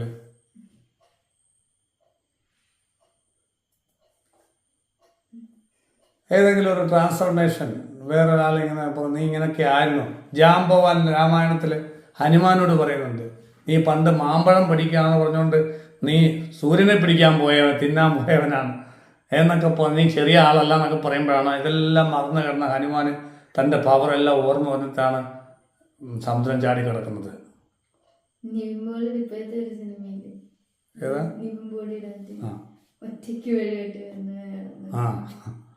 അത് തന്നെ പറയുന്നു. അത് വേറൊരാൾ പറഞ്ഞു കൊടുത്തിട്ട് ഇങ്ങനെ നീ ഇന്ന ആളായിരുന്നു എന്ന് പറഞ്ഞിട്ട് 3 ഇഡിയറ്റ്സിലുണ്ടോ? ഏതൊക്കെ സിനിമകളിലുണ്ട്. ഇങ്ങനെ കേട്ടിട്ടില്ലേ? താഴെ വീണ് കിടക്കുമ്പോഴൊക്കെ ഇങ്ങനെ അടുത്ത് നീ ഭയങ്കര ആളാന്ന് പറയുന്നത് അല്ലേ? അപ്പോൾ കയറി വരുന്നു, അപ്പോൾ അവർ എടുത്തിട്ട് മനസ്സിലാവുന്നുണ്ടോ? ഇത് നമ്മൾ മനസ്സിലാക്കേണ്ടത് അവിടെ അങ്ങനെ പറയാൻ പറ്റുന്ന ഒരാളെ കണ്ടുപിടിച്ചാൽ നമുക്ക് പവർ ഉണ്ടാവും. അങ്ങനെ പറയാൻ പറ്റുന്ന ഒരു ക്യാരക്ടർ ഉണ്ടെങ്കിൽ നമുക്ക് പവർ കിട്ടും. സൂപ്പർമാൻ, സ്പൈഡർമാൻ പോലെ ഒരാൾ എൻ്റെ കൂട്ടത്തിലുണ്ട്. അങ്ങനെ ഒരാളിലൊക്കെ പോയി പറഞ്ഞു കഴിഞ്ഞാൽ ഞാനുണ്ട് കൂട്ടത്തിലെ പവർ കിട്ടും അല്ലേ? നമുക്ക് പ്രാണൻ, പോസിറ്റീവ് പ്രാണൻ അക്യുമുലേറ്റ് ചെയ്യുക എന്നുള്ളതാണ് ഡിപ്രഷൻ ആവുന്ന ഒരാൾ ആദ്യം ചെയ്തത്. കാരണം നെഗറ്റീവ് പ്രാണൻ കൂടി നിൽക്കുന്നതുകൊണ്ടാണ് ഈ ഫ്രീക്വൻസി ഡൗൺ ആയിട്ട് നിൽക്കുന്നത്. അയാൾ പോസിറ്റീവ് പ്രാണൻ കിട്ടുന്ന ഒരാളെ ഇമ്മീഡിയറ്റ് ആയിട്ട് സമീപിക്കുക എന്നുള്ള ഏറ്റവും എളുപ്പത്തിൽ ചെയ്യാൻ ഒരു സുഹൃത്തായിരിക്കാം, ഈ മോട്ടിവേഷൻ കിട്ടുന്ന ഒരു ബന്ധുവാവാം, അല്ലെങ്കിൽ ഒരു അധ്യാപകനാവാം, ആര് വേണേ ആവാം. പക്ഷെ ഈ മോട്ടിവേഷൻ കൂടി പ്രശ്നമാവരുത് എന്നുള്ളത്. അതാ കിട്ടുന്ന പെട്ടെന്ന് ഒരാളെ അങ്ങനെ കിട്ടാനുള്ള സാധ്യത കുറവാണെങ്കിൽ ചെയ്യാൻ പറ്റുന്ന ഒരു കാര്യമാണ് ഈ പറഞ്ഞത്. സൂപ്പർമാൻ പോലെ, സ്പൈഡർമാൻ പോലെ ഒരു കഥാപാത്രം എൻ്റെ കൂടെ ഉണ്ട് എന്നുള്ളത് ഉപബോധ മനസ്സിനെ പറഞ്ഞ് വിശ്വസിപ്പിച്ച് റിപ്പീറ്റഡ് കമാൻഡ് കൊടുത്താൽ ഉപബോധ മനസ്സിന് ഏത് കള്ളവും 10 പ്രാവശ്യം പറയുമ്പോൾ സത്യമായി അത് അക്സെപ്റ്റ് ചെയ്യും. ആദ്യമൊക്കെ റിജക്റ്റ് ചെയ്യും. കണ്ടിന്യൂസ് കൊടുത്തോണ്ടിരുന്നാൽ ഒരു സുപ്രഭാതത്തിൽ ഉപബോധ മനസ്സിൽ അക്സെപ്റ്റ് ചെയ്ത് കഴിഞ്ഞാൽ ഈ ക്യാരക്ടറിനെ നമ്മൾ വിളിച്ചാൽ സ്പൈഡർമാൻ എന്ന് വിളിച്ചാൽ സ്പൈഡർമാൻ വരും, നമ്മളെ ഹെൽപ്പ് ചെയ്യും. ആ രൂപത്തിൽ ഈശ്വരൻ വരും. അപ്പോൾ നമ്മളൊരു സ്ട്രോങ് ആയിട്ടൊരു ഭദ്രകാളി മന്ത്രമൊക്കെ ജപിക്കുന്ന ആളാണെങ്കിൽ കാന്താരയില് ഓ എന്ന് പറഞ്ഞിട്ട് വരത്തില്ല ലാസ്റ്റ് അല്ലേ? അയാള് ശിവ എല്ലാം തീർന്നു എന്ന് പറഞ്ഞ കിടക്കുന്ന ഘട്ടത്തിൽ പതുക്കെ ഇങ്ങനെ അടുത്ത് വന്നിട്ട് ഓ എന്ന് പറഞ്ഞിട്ട് അവനിലോട്ട് കയറിയിട്ടാണല്ലോ ഇതെല്ലാം എന്ന് പറയുന്ന പോലെ നമ്മുടെ ഉള്ളിലേക്ക് ആ ദേവത ഭദ്രകാളിയൊക്കെ ജപിച്ച് സിദ്ധി വരുത്തി വെച്ചിട്ടുള്ള ആളാണെങ്കിൽ അങ്ങോട്ട് പുറത്ത് ഭദ്രകാളി മന്ത്രം കൂടി ജപിച്ചു കഴിഞ്ഞാൽ ആ വിറകൾ അങ്ങോട്ട് വരും ബോഡിയിൽ. പിന്നെ ആ ഫ്രീക്വൻസി മാർക്ക് ചെയ്യും. 5 സെൻസിൽ കൂടെ പൂജ കഴിക്കുന്ന ആളാണെങ്കിൽ 5 സെൻസിൽ കൂടെ ഈ ദേവത ആക്റ്റീവായി വരും. അവിടെ ആ നിമിഷം നമ്മളിൽ അവതരിക്കും. ഇത് സത്യമായ കാര്യമാണ്. കൃഷ്ണൻ അല്ലെങ്കിൽ ഏത് ദേവതയാണോ നിങ്ങൾ വിളിക്കുന്ന ആ ദേവതയെ നിങ്ങൾ വിശ്വസിച്ചിട്ടുണ്ടെങ്കിൽ ആ ദേവതയുടെ മൂലമന്ത്രം ഒരു 10 പ്രാവശ്യം ജപിച്ചാൽ നിങ്ങൾ ആ ഡിപ്രഷനിൽ നിന്ന് കയറി വരാൻ നിങ്ങൾക്ക് ഈസി ആയിട്ട് പറ്റും, പ്രാക്ടീസ് ചെയ്തിട്ടുണ്ടെങ്കിൽ. ഇല്ലെങ്കിലാണ് ഞാൻ ഈ പറഞ്ഞ ഏറ്റവും നമ്മൾ ഫ്രീക്വൻസി ഷിഫ്റ്റ് ചെയ്യാൻ ദേവതകൾക്ക് നിസ്സാരമായ നിമിഷങ്ങൾ മതി. നിങ്ങൾ എത്ര ഡൗൺ ആയി കിടക്കുകയാണെങ്കിലും നിങ്ങളൊരു 10 മൂലമന്ത്രം കൊണ്ട് ജപിച്ചാൽ പിന്നെ ജസ്റ്റ് ഒന്ന് സ്മരിച്ചാൽ മതി, നിങ്ങളുടെ ഫ്രീക്വൻസി ഹൈ ലെവലിലേക്ക് വരും. അതില്ലെങ്കിൽ ഈ പറഞ്ഞുകൊണ്ട് ഏതെങ്കിലും ദേവതകളെ അല്ല ഏതെങ്കിലും വ്യക്തികളെ അങ്ങനെയുള്ളവരെ കാണുക. അതല്ലെങ്കിൽ നമ്മുടെ ഫ്രീക്വൻസി എനർജി പ്രാണൻ പോസിറ്റീവ് ആകും. എന്ത് ചെയ്തിട്ടായാലും വേണ്ടിയല്ല, ഫസ്റ്റ് ലെവല് ചിന്തയല്ല നമ്മൾ കറക്റ്റ് ചെയ്യേണ്ടത്. നമ്മളെ കൊണ്ടുപോകുന്ന ഒരു ടൂറൊക്കെ അങ്ങ് പോകുന്ന അപ്പോഴാ ചിലർ അല്ലേ? മനസ്സിലാവുന്നു?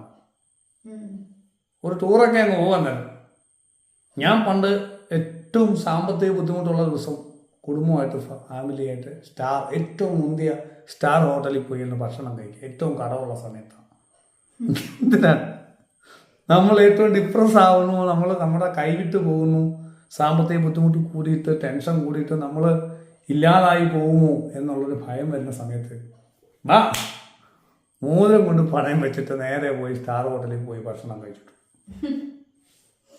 അത് കഴിയുമ്പോഴേ നമ്മൾ ഹൈ തിങ്കിങ് ആയി പോസിറ്റീവായി അവിടെ ചെന്നപ്പോൾ നമ്മൾ രാജാവിൻ്റെ കൂട്ട് നമ്മളെ ട്രീറ്റ് ചെയ്യുന്നത്. സാറിപ്പോൾ ഏറ്റവും പിച്ചക്കാരനായിട്ട് ട്രീറ്റ് ചെയ്യേണ്ട സാഹചര്യമാണെന്ന് ഓർക്കണം. അപ്പോഴാണ് രാജാവ് അവിടെ ചെല്ലുമ്പോൾ അവിടെ നല്ല ജുഗൽബന്ദി ഗസലൊക്കെ ലൈവ് പെർഫോമൻസ് മനസ്സിലാവുന്നുണ്ട്.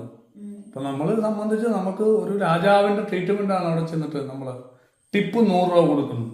100 രൂപ വലിയ സംഭവം. 100 രൂപ രാജാവായിട്ട് ഇറങ്ങി. അപ്പോഴത്തേക്കും നമ്മൾ ഫുൾ ഫ്രീക്വൻസി മാറി. നമ്മളെ ഉപദ്രവിക്കാൻ വരുന്ന ബാധകളോ അല്ലെ മനസ്സിനോ ഒക്കെ കൺഫ്യൂഷനേ എടാ ഇവന് സത്യത്തിൽ പ്രശ്നമുണ്ടോ ഇല്ലയോ, ഇവന് വട്ടായതാണോ അതോ എനിക്ക് വട്ടായതാണെന്ന് ബാധകൾക്ക് തോന്നും. ആ അവസ്ഥയായി ആക്കും നമ്മൾ. മനസ്സിനെ അങ്ങ് വട്ടം കളിപ്പിക്കും ആ സമയത്ത്. അപ്പം മനസ്സിലാവും അപ്പുറത്തേക്ക് നമ്മൾ യാത്ര ചെയ്യും. അതാണ് ഞാൻ പറഞ്ഞത് ഫ്രീക്വൻസി ഷിഫ്റ്റ് എന്ന് പറയുന്നത്. അപ്പോൾ നമുക്ക് കുറേ ഐഡിയാസ് വരും, പ്രശ്നങ്ങൾ പരിഹരിക്കാനുള്ള ഐഡിയ വരും. ആ ഐഡിയ ആയിട്ടാണ് പിന്നെ നമ്മൾ തിരിച്ചു വരുന്നത്. അവിടെ നമ്മൾ താഴെ വീണ് പോകുന്നില്ല. മനസ്സിലാവുന്നുണ്ട്. ഇത് കൃഷ്ണൻ ആർട്ടിഫിഷ്യലി ചെയ്യാണ് അവിടെ ചെയ്യുന്നത്. ഏറ്റവും തളർന്നിരിക്കുന്ന ഒരാളൊക്കെ നീ ഇപ്പോൾ സ്റ്റാർ ഹോട്ടലിലാണെന്നുള്ള ഒരു ഫീലിങ്സ് ഉണ്ടാക്കുക. പരന്തപാ നീ അല്ലേ അല്ലേ എന്നൊക്കെ പറഞ്ഞിട്ട് നീ ഭയങ്കര ശത്രുനാശക എന്നൊക്കെ പറയുമ്പോഴത്തേക്ക് അർജുൻ ഇപ്പോൾ ഇതൊന്നും അല്ല, സത്യത്തിൽ ഒരു കുന്തം അല്ലാതിരിക്കുക. അപ്പോൾ ഇതങ്ങോട്ട് പറഞ്ഞിട്ട് അർജുനെ അങ്ങോട്ട് ഹൈക്ക് ചെയ്യുവാണ്. ആ ഫ്രീക്വൻസി കെമിക്കൽ കോമ്പിനേഷൻ ബ്രെയിനിൽ ഉണ്ടാക്കുകയാണ് ചെയ്യുന്നത്. അപ്പം നമ്മൾ ഈ കെമിക്കൽ കോമ്പിനേഷൻ അറ്റൈൻ ചെയ്യുക ഇമ്മീഡിയറ്റ് ആയിട്ട്. നമ്മൾ എന്തെങ്കിലും ചിന്തിക്കുന്നുണ്ടെങ്കിൽ നോട്ട് ദ പോയിന്റ്, ഇങ്ങനെ ഒരു ഫ്രീക്വൻസി ഹൈക്ക് ഉണ്ടാക്കാതെ ചിന്തിക്കാൻ പാടില്ല. ബി പോസിറ്റീവ് എന്ന് പോലും ചിന്തിക്കാൻ പാടില്ല. ആ ഫ്രീക്വൻസി ബ്രെയിൻ കെമിക്കൽ കോമ്പിനേഷൻ മാറ്റി ഹൈക്ക് ഉണ്ടാക്കിയിട്ട് മാത്രമേ ബി പോസിറ്റീവ് എന്ന് ചിന്തിക്കാൻ പോലും പാടുള്ളൂ എന്നാണ് അഭിപ്രായം. എന്ന് പറഞ്ഞാൽ നമ്മൾ ഡൗൺ ആയിരിക്കുന്ന സമയത്ത് നമ്മൾ ചിന്തിച്ച് പോസിറ്റീവ് ആകാൻ നോക്കിയാൽ പറ്റിക്കോണമെന്നില്ല. കാരണം ചിന്തിക്കുന്ന ചിന്നൊരു പാറ്റേൺ ഉണ്ട് ചിന്തയ്ക്ക്. ആദ്യം നെഗറ്റീവ് ചിന്തിക്കും, പിന്നെ പോസിറ്റീവ് ചിന്തിക്കും, പിന്നെ നെഗറ്റീവ് ചിന്തിക്കും, പോസിറ്റീവ് ചിന്തിക്കും. ഇതാണ് ചിന്ത ഡെവലപ്പ് ചെയ്യുന്നത്. അപ്പോൾ നമ്മൾ B positive B positive B positive എന്നൊക്കെ പറഞ്ഞു വിഷമിച്ചിരിക്കുമ്പോൾ അത് കഴിഞ്ഞ് അടുത്ത എന്തോ ചിന്തിക്കുന്നു, ബി നെഗറ്റീവ് ചിന്തിക്കും. ഇതിൻ്റെ എല്ലാം അപ്പുറത്തെ സൈഡിൽ ആലോചിക്കും. അപ്പോൾ അത് നമ്മളെ അങ്ങ് വീഴും ചിലപ്പോൾ. അതോടുകൂടി ഒലിച്ചങ്ങ് പോകും. ഇത് വരാതിരിക്കാനാണ് പറഞ്ഞത്. ചിന്തിക്കാനേ പാടില്ല. ചിന്തയേ നെഗറ്റീവാണ്. ബി പോസിറ്റീവിന് ചിന്തിക്കേണ്ട ഒന്നും ചിന്തിക്കരുത്. നമ്മുടെ ഫ്രീക്വൻസി ഷിഫ്റ്റ് ചെയ്തേക്കണം. അതിന് ഏറ്റവും നല്ലൊരു മാർഗം ആർട്ടാണ്. ആർട്ടുള്ളവർ രക്ഷപ്പെട്ടു. ആർട്ടുള്ളവൻ രക്ഷപ്പെട്ടു. പടം വരയ്ക്കുന്നു, നേരെ പോയി അടിപൊളി പെയിൻറ്റിങ് അങ്ങ് ചെയ്യണം. പാട്ട് പാടുന്നവർ അടിപൊളി ഒരു പാട്ട് പാടി യൂട്യൂബിൽ അങ്ങ് ഇടണം ഗംഭീരമായിട്ട്. അത് നമുക്ക് ഇഷ്ടമുള്ള പാട്ട് പാടണം. മായികമാകും മന്ദസ്മിതത്തിൻ്റെ മാറ്ററിയാത്തവരുണ്ടോ, തങ്കമേ നിന്നെ നീ കണ്ടാൽ കുറിക്കാത്ത തങ്കവും വൈരവും ഉണ്ടോ, സന്ധ്യക്കെന്തിനു സിന്ദൂരം എന്ന് നമുക്ക് പാടാൻ തോന്നി. എന്നിട്ട് പാടി. അപ്പം നമ്മുടെ ഫ്രീക്വൻസി അങ്ങ് മാറി. അപ്പം നമ്മൾ ആലോചിക്കുന്ന പോസിറ്റീവ് ആയിരുന്നു. മറ്റേത് ആലോചിക്കുന്ന നെഗറ്റീവിൽ നിന്നുള്ള പോസിറ്റീവ് അത് തിരിച്ചു മാറും. അടുത്ത ചിന്തിക്കുന്ന നെഗറ്റീവ് ആവും. പക്ഷെ ഈ ഫ്രീക്വൻസി മാറ്റിയിട്ട് ചിന്തിക്കുന്ന എല്ലാം പോസിറ്റീവ് ആയിരിക്കും. അതറിയാം എൻ്റെ ടെക്നിക്ക്. അടുത്ത ചിന്തിക്കുന്ന എന്തായിരിക്കും? പോസിറ്റീവ് ആയിരിക്കും. ആർട്ടുള്ളതിൻ്റെ ഗുണം അതാണ്. ഇല്ലാത്തതിന് എന്തെങ്കിലും കണ്ടുപിടിച്ചോണം. ഫ്രീക്വൻസി ഷിഫ്റ്റ് ചെയ്യാൻ പറ്റുന്ന പ്രാണനെ പോസിറ്റീവ് ആക്കാൻ പറ്റും. പാട്ട് കേൾക്കണം, ഡാൻസ് കളിക്കണം കൂട്ടത്തിൽ. ആർട്ട് ഇല്ലാത്ത ഒരാളെ പറഞ്ഞു കുരുവി പോലും അതിൻ്റെ കൂടെ ഉണ്ടാക്കുന്ന എന്ത് മനോഹരമായിട്ടാണ്. ഈ പ്രപഞ്ചത്തെ ആർട്ട് ഇല്ലാതെ ഒന്നും ഉണ്ടാകുന്നില്ല, കലയില്ലാതെ. ഏത് കാര്യവും വൃത്തിയായിട്ട് ചെയ്താൽ കലയാവുമെന്നാണ് കടമനിട്ട രാമകൃഷ്ണൻ പറഞ്ഞൊരു പ്രസംഗത്തിൽ ഞാൻ കേട്ടത്. ഏത് കാര്യവും വൃത്തിയായിട്ട് ചെയ്താൽ കലയാവും അല്ലേ? പാചകം നല്ലൊരു കലയല്ലേ അല്ലേ? നല്ല സ്വാദായിട്ട് ഭക്ഷണം ഉണ്ടാക്കാൻ അറിയത്തില്ലേ? ഉണ്ടാക്കണം. അങ്ങോട്ട് പോയി വാശി തീർക്കാൻ നേരെ അങ്ങോട്ട് പോയി അടിപൊളി ഒരു ഫുഡ് അങ്ങോട്ട് ഉണ്ടാക്കണം. അപ്പോൾ യൂട്യൂബൊക്കെ നോക്കി നല്ല ടേസ്റ്റായിട്ട് അങ്ങോട്ട് ഉണ്ടാക്കണം. അല്ലെങ്കിൽ നല്ലൊരു പാട്ടിട്ട് അങ്ങ് ഡാൻസ് കളിക്കണം. ആരെയും കാണിക്കാനൊന്നുമില്ല. നമ്മൾ അടിപൊളിയായിട്ട് എൻജോയ് നല്ലൊരു പാട്ടിട്ട് ഡാൻസ് കളിച്ചാൽ ഉണ്ടാവുള്ളൂ. Dynamic meditation. Osho dynamic meditation പോലെ പാടിട്ട് നമുക്ക് മനസ്സിലാക്കും. ഇതൊന്നുമില്ലെങ്കിൽ ആരെങ്കിലും വിളിച്ചങ്ങ് മോട്ടിവേറ്റ് ചെയ്യണം. നമ്മളങ്ങ് മോട്ടിവേറ്റ് ആവും. പക്ഷെ നമ്മളതുപോലെ ഒലിച്ചു പോകരുത്. അവൻ്റെ നെഗറ്റീവ് എല്ലാം കൂടെ ഇങ്ങോട്ട് കയറ്റി നമ്മൾ 10 ഇരട്ടി ഡൗണായി പോകരുത്. അത്രേ ഉള്ളൂ. നമ്മൾ വിളിച്ചങ്ങ് മോട്ടിവേറ്റ് ചെയ്യണം. അപ്പോൾ നമ്മൾ മോട്ടിവേഷൻ കിട്ടാനുള്ള ഏറ്റവും എളുപ്പമുള്ള മാർഗ്ഗമാണ്. ദേവിയെക്കുറിച്ച് ഓർക്കാൻ ഏറ്റവും എളുപ്പമുള്ള മാർഗ്ഗം ദേവിയെക്കുറിച്ച് അങ്ങ് പറഞ്ഞാൽ മതി. ആരെങ്കിലും ദേവിയെക്കുറിച്ച് ചിന്തയില്ലാതിരിക്കുന്ന ഒരു പാവപ്പെട്ടവനെ വിളിച്ചിട്ട് ദേവിയെക്കുറിച്ച് അങ്ങ് പറഞ്ഞു കഴിഞ്ഞാൽ നമ്മൾ ചാർജാവും. നമ്മുടെ പരിപാടി അതൊക്കെയാണ്. മനസ്സിലായി? എന്തെല്ലാം മാർഗമുണ്ട്. ഫ്രീക്വൻസി ഷിഫ്റ്റ് ചെയ്യാൻ എന്തെല്ലാം 100 കണക്കിന് മാർഗമുണ്ട്. അവരവർക്ക് പറ്റുന്ന അവരവർക്ക് കണ്ടുപിടിക്കണം. ഒരാളുടെ മെത്തേഡ് വേറൊരാൾക്ക് ചിലപ്പോൾ സ്യൂട്ടബിൾ ആയിക്കോണമെന്നില്ല. പാട്ട് അറിയാൻ വയ്യാത്തതുകൊണ്ടൊക്കെ പാട്ട് പാടിയ നീ മോട്ടിവേറ്റഡ് ആണെന്ന് പറഞ്ഞാൽ ആളിൽ നിന്ന് പാട്ട് പാടിയ ആ പാട്ടൊന്നും അറിയത്തില്ല. ആൾ പാടി കഴിയുമ്പോൾ ആൾ നെഗറ്റീവ് ആവും. ഓ ഞാൻ ഒക്കുന്നില്ല, ഞാൻ അവർ യേശാന്നൊക്കെ പാടിവിടെ പാടാൻ നെഗറ്റീവ് കൂടും. അപ്പോൾ അങ്ങനെ എടുക്കാൻ പറ്റത്തില്ല. അവനവന് പറ്റുന്ന എന്തെങ്കിലും കണ്ടുപിടിക്കണം. അങ്ങനെ ഫ്രീക്വൻസി ഷിഫ്റ്റ് ചെയ്തിട്ട് മാത്രമേ എന്തെങ്കിലും ചിന്തിക്കാവൂ. ഇല്ല ചിന്തിച്ച് ആദ്യം പോസിറ്റീവ് ചിന്തിച്ച് പിന്നെ അതിൻ്റെ ഇരട്ടി നെഗറ്റീവ് ചിന്തിച്ച് കുഴിയിലാണ്, ഞരമ്പ് മുറിക്കും, തൂങ്ങിച്ചാവും. ഇതിനാണ് വിഷമടിക്കും. ഇതിൻ്റെ ഒന്നും ആവശ്യമില്ല. ചിന്ത എന്ന് പറയുന്നതേ പ്രശ്നമാണ്. പ്രത്യേകിച്ച് നെഗറ്റീവായിട്ടിരിക്കുമ്പോൾ ചിന്തിക്കാനേ പാടില്ല. നല്ല ചിന്തയുടെ പ്രത്യേകത എന്നറിയുമോ? നിങ്ങൾ ജീവിത വിജയത്തിന് വേണ്ടിയിട്ടുള്ള നല്ല ചിന്തകൾ നിങ്ങൾക്ക് വരുന്നതിൻ്റെ പ്രത്യേകത എന്താ അറിയോ? ആ ചിന്ത തന്നെ വരുന്നതാണ്. വേണ്ടിയിട്ടുള്ള നല്ല ചിന്തകൾ നമ്മുടെ ഉള്ളിൽ വരുന്നത് അത് തന്നെ വരുന്നതായിരിക്കും. നമ്മൾ ആലോചിച്ച് ചിന്തിക്കുന്ന ആയിരിക്കത്തില്ല. ഇതാണ് എൻ്റെ എളുപ്പമാർഗം. നിങ്ങൾക്കിപ്പോൾ നല്ലൊരു ചിന്ത വേണം, കുത്തിയിരുന്ന് ചിന്തിച്ചാൽ വരത്തില്ല. വരുന്നതെല്ലാം നെഗറ്റീവ് ആയിരിക്കും. നേരെ മറിച്ച് നിങ്ങൾ ചുമ്മാ ഹാപ്പി ആയിട്ടിരിക്കുന്ന സമയത്ത് ഒരു കാര്യം ചെയ്യുന്ന സമയത്തോ നിങ്ങളിലേക്ക് വരുന്ന ഒരു ചിന്ത തന്നെ വരുന്നതായിരിക്കും നല്ല ചിന്ത എന്ന് പറയുന്നത്. ഞാൻ പറയുന്നത് മനസ്സിലാവും. കാരണം ചിന്തിക്കുന്നത് എപ്പോഴും ഈഗോയിൽ നിന്നുകൊണ്ടായതുകൊണ്ട് അത് നെഗറ്റീവായിരിക്കും. ഞാൻ ചിന്തിക്കുന്നു എന്ന് പറഞ്ഞിട്ടല്ല നമ്മൾ ചിന്തിക്കുന്നത്. അപ്പം ഞാൻ അവിടെ വന്നു കഴിയുമ്പോൾ തന്നെ അത് നെഗറ്റീവായിരിക്കും. അത് ഞാനില്ലാത്തപ്പോൾ വരുന്ന യൂണിവേഴ്സിൽ നിന്ന് വരുന്ന, ഈശ്വരനിൽ നിന്ന് വരുന്ന, ബോധത്തിൽ നിന്ന് വരുന്ന എൻ്റെ ചിന്ത ഭയങ്കര സൂപ്പറായിരിക്കും. ഞാൻ പറഞ്ഞ മനസ്സിലാവുന്നുണ്ടോ? ഈ ചിന്തിക്കുക. അപ്പം ചിലർ ആലോചിക്കും നമ്മൾ കഥ എഴുതാൻ ചില ആൾക്കാർ ഇരുന്ന് കഴിഞ്ഞാൽ നല്ല സ്റ്റോറി വരത്തില്ല എന്ന്. അത് പ്രാക്ടീസ് കൊണ്ട് ആ സമയത്ത് ഞാൻ എന്നുള്ളതിനെ ഇല്ലാതാക്കാൻ അവർ പരിശീലിച്ചിട്ടുള്ളതുകൊണ്ടാണ്.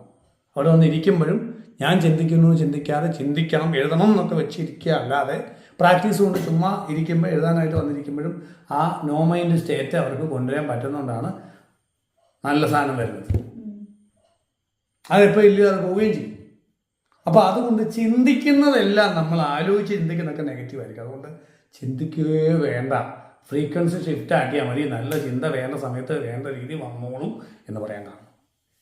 പോസിറ്റീവ് ചിന്തിക്കണമെങ്കിൽ ചിന്തിക്കാതിരിക്കുക എന്നുള്ളതാണ് അപ്ലൈ ചെയ്യേണ്ടത്. Over thinking ഓവറാണ്.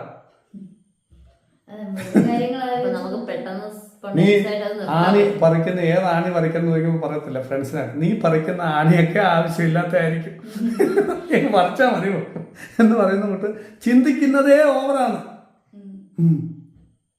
ചിന്തിക്കേണ്ട ഒരാവശ്യമില്ല ജീവിക്കാൻ മനോഹരമായിട്ട്. കാര്യം ചിന്തിക്കാതെ നിന്ന് നമ്മൾ ഇന്ദ്രിയങ്ങളിൽ നിന്ന് പ്രവർത്തിക്കുമ്പോൾ യഥാർത്ഥ ചിന്ത അസിസ്റ്റ് ചെയ്യും. പ്രൊഡക്റ്റീവായിട്ടുള്ള ചിന്ത അസിസ്റ്റ് ചെയ്യുക, തന്നെ പൊങ്ങി ഇങ്ങനെ വരുക ചെയ്യും. മനസ്സിലാവുന്നുണ്ടോ? ക്രിയേറ്റീവായിട്ടുള്ള ചിന്ത.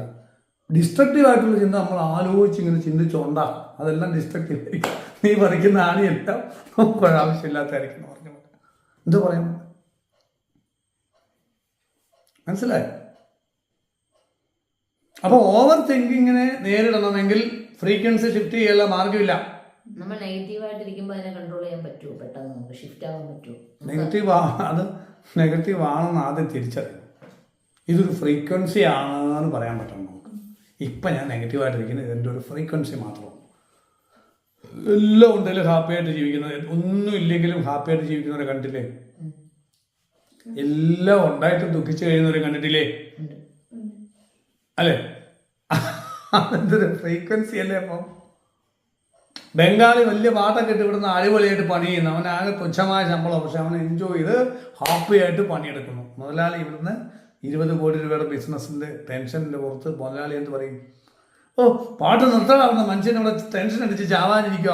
അവൻ്റെ പാട്ട് 20 കോടി രൂപയുടെ ബിസിനസ്സിൻ്റെ കാര്യങ്ങളൊന്നും അവൻ്റെ പാട്ട് എല്ലാം ഉണ്ട്. പുള്ളിക്ക് സന്തോഷിക്കാൻ പറ്റുന്നില്ല, ബംഗാളിക്ക് ഒന്നുമില്ല, പക്ഷെ ഹാപ്പിയാണ്. മനസ്സിലാവുന്നുണ്ട്? ഫ്രീക്വൻസി.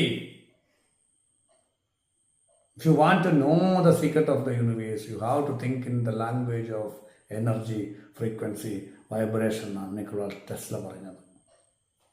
നിങ്ങൾക്ക് യൂണിവേഴ്സിൻ്റെ രഹസ്യം പറയുന്നത് എനർജി, ഫ്രീക്വൻസി, വൈബ്രേഷൻ എന്നുള്ളത് ചിന്തിക്കാൻ. അപ്പോൾ നിങ്ങൾക്ക് കിട്ടുമല്ലോ. അപ്പോൾ നമ്മുടെ ഇമോഷൻസ് എല്ലാം ഫ്രീക്വൻസീസാണ് കേട്ടോ. ഇത്ര ഹെഡ്സൊക്കെ അതിനുണ്ട്, റീഡ് ചെയ്തിട്ടുണ്ട്. ഞാൻ പറഞ്ഞാൽ മനസ്സിലാവുന്നുണ്ടോ? അപ്പോൾ വിഷമത്തിൻ്റെ ഒരു ഫ്രീക്വൻസി നമ്മൾ നിൽക്കുമ്പോൾ നമ്മുടെ ബ്രെയിനിലെ ന്യൂറോ ട്രാൻസ്മിറ്റേഴ്സ് നെഗറ്റീവ് കെമിക്കൽ ഉണ്ടാക്കുന്നത് കൊണ്ട് നമ്മുടെ ബ്രെയിനിലെ നെഗറ്റീവ് ഓർമ്മകൾ വെച്ചിരിക്കുന്ന ഏരിയയിലെ ഫയലുകൾ മാത്രമേ നമുക്ക് എടുക്കാൻ സാധിക്കുകയുള്ളൂ. അപ്പോൾ അവിടെ തിങ്ക് ചെയ്യുന്നത് ഏറ്റവും പോസിറ്റീവായിട്ട് തിങ്ക് ചെയ്താലും അതിൻ്റെ നെഗറ്റീവ് വശമായിരിക്കും നമ്മൾ കാണുന്നത്. നമ്മൾ ചില മോട്ടിവേറ്റ് ചെയ്യുമ്പോൾ ഭയങ്കര രസമാണ്. ഭയങ്കര ഡിപ്രസീവായിട്ടിരിക്കുന്ന ആളാണെങ്കിൽ നമ്മൾ പറയുന്ന മോട്ടിവേഷനായിട്ട് പറയുന്നതിൽ ചില നെഗറ്റീവ് എടുത്തിട്ട് അവരിങ്ങോട്ട് പറയും. അപ്പോഴാദ്യമൊക്കെ നമ്മൾ ആലോചിക്കണടാ ഇങ്ങനെ ഉണ്ടല്ലോ, നമ്മൾ പോസിറ്റീവാണ് പറഞ്ഞത്, പക്ഷെ അവൻ എടുക്കുന്ന അതിനകത്ത് നെഗറ്റീവാ. അല്ല, ചിലപ്പോൾ നമുക്ക് തോന്നും അത്രയൊന്നും പോസിറ്റീവാകെ എന്നെ കൊണ്ട് പറ്റത്തില്ല എന്ന് തോന്നും. പല പ്രശ്നങ്ങളാ, നെഗറ്റീവ് മാത്രമേ എടുക്കത്തുള്ളൂ. സാറിനൊക്കെ പറ്റും, സാറിനൊക്കെ ഭയങ്കര കഴിവാണ്, എനിക്കതില്ല, തീർന്നേ. നമ്മൾ ഈ നല്ലവണ്ണം എനിക്ക് സാറിനൊക്കെ ചിന്തിക്കാനും ഒക്കെ ഇത്രയും കഴിവുണ്ട്, എനിക്കത് പറ്റത്തീർന്നു. അപ്പോൾ ഒരുപാട് പറഞ്ഞാലും പ്രശ്നമാണ്. ഒരു പകുതി വെള്ളമുള്ള ഒരു ഗ്ലാസ് അങ്ങോട്ട് കൊടുത്ത ആശാൻ പറയും പകുതി വെള്ളം ഉണ്ടല്ലോ എന്ന് നമ്മൾ പറയും. അവർ പറയും പകുതി വെള്ളമേ ഉള്ളൂ, അല്ലേ? അപ്പോൾ സാറിന് ഇപ്പം ഞാൻ ചോദിക്കും, നിങ്ങളുടെ ജീവിതത്തിൽ നിങ്ങൾക്ക് ഇന്നല്ലേ നാളെ ഉറപ്പായിട്ടും വിജയിക്കാൻ പറ്റും. ഓ, അതെന്താ? സാറ് തന്നെ പറഞ്ഞു ഇന്നല്ലേ നാളെ, അപ്പം നാളെ ഞാൻ വിജയിക്കത്തുള്ളൂ എന്ന് സാറ് തന്നെ ഉറപ്പായിട്ട് പറഞ്ഞില്ലേ? ഇങ്ങനൊക്കെ പറയും. നമ്മൾ പറയുന്നത് അത് ഭയങ്കര സ്കില്ലാണ് അവർക്ക്. ഇങ്ങനെ നോക്കിയിരിക്കും ആ നെഗറ്റീവ് കണ്ടുപിടിക്കാൻ. മനസ്സിലാവുന്നുണ്ടോ? മനസ്സിലായോ? ജോലി നിങ്ങൾക്ക് കിട്ടും, ഉറപ്പായിട്ടും കിട്ടും. ഇന്നല്ല നാളെ കിട്ടും. അപ്പോഴാണ് ഇന്ന് കിട്ടത്തില്ല എന്നൊരു അർത്ഥമില്ല അതിനകത്ത്. ഇന്ന് പറഞ്ഞ കൂട്ടാണ്. മനസ്സിലാവുന്നുണ്ടോ? ചുമ്മാ അവരങ്ങ് പറയും. ഇപ്പം ഞാൻ പറയും ഞാൻ നിങ്ങളുടെ കൂടെ സഹായിക്കാനായിട്ടുണ്ടാവും, ദേവി അനുഗ്രഹിച്ചാൽ തീർച്ചയായിട്ടും ഞാൻ നിങ്ങളോടൊപ്പം ഉണ്ടാവും. അപ്പോൾ ദേവി അനുഗ്രഹിച്ചില്ല സാർ എൻ്റെ കൂടെ ഇല്ല എന്നല്ലേ ആ പറഞ്ഞതിൻ്റെ അർത്ഥം. ഇങ്ങനൊക്കെ പറഞ്ഞോളൂ. നമ്മൾ ദേവിയുടെ ഒരു ഭക്തി കൊണ്ട് നമ്മളങ്ങ് പറയുന്നതാണ്. നമ്മൾ ആ വലിയ ഒരു തീരുമാനം പറയാം നമ്മളാരാ എന്നുള്ളതുകൊണ്ടായിരിക്കും നമ്മൾ വളരെ പോസിറ്റീവായിട്ടായിരിക്കും പറഞ്ഞു. അവരല്ല നെഗറ്റീവ് ഉണ്ട്. അപ്പോൾ ഇങ്ങനെ ഒരു അർത്ഥമില്ലേ? ഇങ്ങനെ ചിന്തിക്കും. അതാണ് നെഗറ്റീവ് പിടിച്ചിരിക്കുന്ന ആൾക്കാർ. അപ്പോൾ നമ്മളെ സംബന്ധിച്ചിടത്തോളം അപ്പോൾ നമ്മൾ എന്ത് പറഞ്ഞപ്പോൾ ഇത് പറഞ്ഞേ? Over thinking. അത് നമ്മൾ ചിന്ത. അപ്പോൾ അതാ പറഞ്ഞ ആ ഫ്രീക്വൻസി നിൽക്കുന്നതുകൊണ്ടാണ് അയാൾ അങ്ങനെ കാണുന്നത്. അയാൾ കുറ്റമല്ല. മനസ്സിലായോ?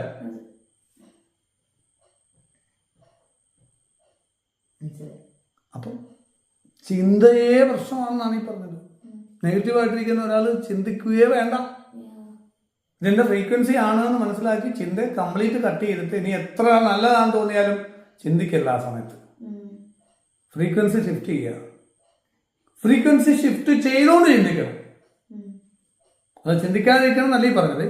ഫ്രീക്വൻസി ഷിഫ്റ്റ് ചെയ്ത് പോസിറ്റീവായിട്ട് ആ പോസിറ്റീവ് ഫ്രീക്വൻസിയിൽ നിന്ന് ചിന്തിക്കണം. അത് ഉറപ്പ് വരുത്തണം. അപ്പോൾ ബി പോസിറ്റീവ് എന്ന് പറഞ്ഞ് പോസിറ്റീവായിട്ട് നിന്നാലും പിന്നെ നെഗറ്റീവാണ് വരണേ. അപ്പോൾ ആ ഫ്രീക്വൻസി ശരിക്കും ഷിഫ്റ്റ് ആയിട്ടുണ്ടോ, ബ്രെയിൻ കെമിക്കൽ ചേഞ്ച് പോസിറ്റീവ് ആയിട്ടുണ്ടോ എന്ന് കൺഫേം ചെയ്തിട്ട് അങ്ങോട്ട് ചിന്തിക്കണം. ഇപ്പോൾ ചിന്തിക്കുന്ന എല്ലാം പോസിറ്റീവായിരിക്കും, ക്രിയേറ്റീവായിരിക്കും, എല്ലാവരും. ഫ്യൂച്ചറിനെ കുറിച്ച് നല്ല ഡ്രീം ഉണ്ടായിരിക്കണം. അപ്പോൾ നമുക്ക് ഈ പറഞ്ഞ ഫ്രീക്വൻസി ഷിഫ്റ്റ് ചെയ്യാൻ വളരെ എളുപ്പമാണ്. മനസ്സിലായി? ഫ്രീക്വൻസിയെ കുറിച്ച് ഡ്രീം ഉള്ള ആളിന് ജസ്റ്റ് ഫ്യൂച്ചർ ആലോചിച്ച് കഴിഞ്ഞാൽ ഈ പറയുന്ന പ്രതിസന്ധികളൊന്നും അല്ല. അങ്ങനെ ഒരു ഫ്യൂച്ചർ ഡ്രീം ഇല്ലാത്ത ആളാണ് ഏറ്റവും കൂടുതൽ സഫർ ചെയ്യുന്നത് നെഗറ്റീവ് കൊണ്ട്. ആണോ അല്ലയോ? ഫ്യൂച്ചർ ഡ്രീമുള്ള ആളിന് സഫർ ചെയ്തുകൊണ്ടിരിക്കാൻ സമയമുണ്ടോ? ഇതൊക്കെ ആലോചിച്ചുകൊണ്ടിരിക്കാൻ സമയമുണ്ടോ? ഇല്ല. ദുര്യോധനൻ എന്താ ഈ പ്രശ്നം വരാത്തത്? അർജുനെ ഈ പ്രശ്നം വന്നുള്ളൂ. ദുര്യോധന ശകലം വിവരം കുറവുള്ളതുകൊണ്ട് എങ്ങനെയും ജയിക്കണമെന്ന് മാത്രമേ ഉള്ളൂ. അയാൾ ആ ഡ്രീമിലാണ്. അയാളെ സംബന്ധിച്ച് ഇങ്ങനെ ഒരു വിഷമത്തിൻ്റെ കാര്യമേ ഉദിക്കുന്നില്ല. അർജുനന് പക്ഷെ എങ്ങനെയും വിജയിക്കാനൊരു ഡ്രീമില്ല. അതുകൊണ്ട് തന്നെയാണ് അദ്ദേഹത്തിന് തളർച്ച ഉണ്ടാവുന്നത്. അപ്പോൾ അത് ഇതിനകത്തൊരു ഘടകമല്ലേ? അപ്പോൾ ഈ ഡ്രീമിനെ മനസ്സിലോർക്കുക, പോസിറ്റീവായിട്ടുള്ള ആളുകളുമായിട്ട് സംസാരിക്കുക. അങ്ങനെയൊക്കെ നമുക്ക് പോസിറ്റീവ് പ്രാണൻ എടുക്കാം. പ്രാണശോഷണം കൊണ്ടാണ് ഡിപ്രഷൻ വരുന്നതെന്ന് ആദ്യം മനസ്സിലാക്കുക എന്നുള്ളതാണ്. എൻ്റെ ഫ്രീക്വൻസി ഡൗൺ ആവുന്നത് എനർജി കുറഞ്ഞത് കൊണ്ടാണെന്ന് മനസ്സിലാക്കി പോസിറ്റീവ് എനർജി, പോസിറ്റീവ് പ്രാണൻ അക്യുമുലേറ്റ് ചെയ്യുകയാണ് ഏറ്റവും അർജൻറ്റായിട്ട് ഒരാൾ ചെയ്യേണ്ടത്. ഒരാളെ മോട്ടിവേറ്റ് ചെയ്യാൻ ആഗ്രഹിക്കുന്നുണ്ടെങ്കിൽ അയാൾക്ക് ആദ്യം കൊടുക്കേണ്ടത് പോസിറ്റീവ് പ്രാണനാണെന്നാണ് ഗീത ഭഗവാൻ കാണിച്ചു തരുന്നത്. ഇത് ഒന്നാമത്തെ കാര്യം. ഓക്കെ.